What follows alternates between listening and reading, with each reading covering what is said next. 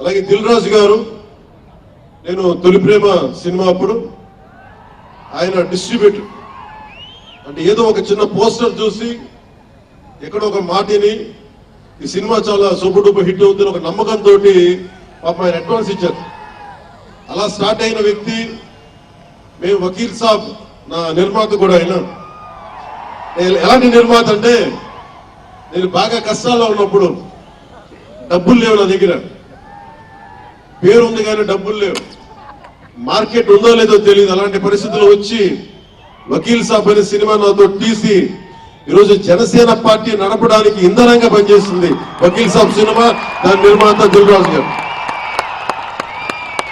So మనస్ఫూర్తిగా వారికి నా ధన్యవాదాలు.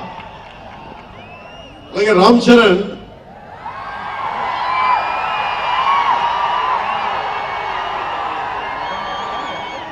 రామ్ చరణ్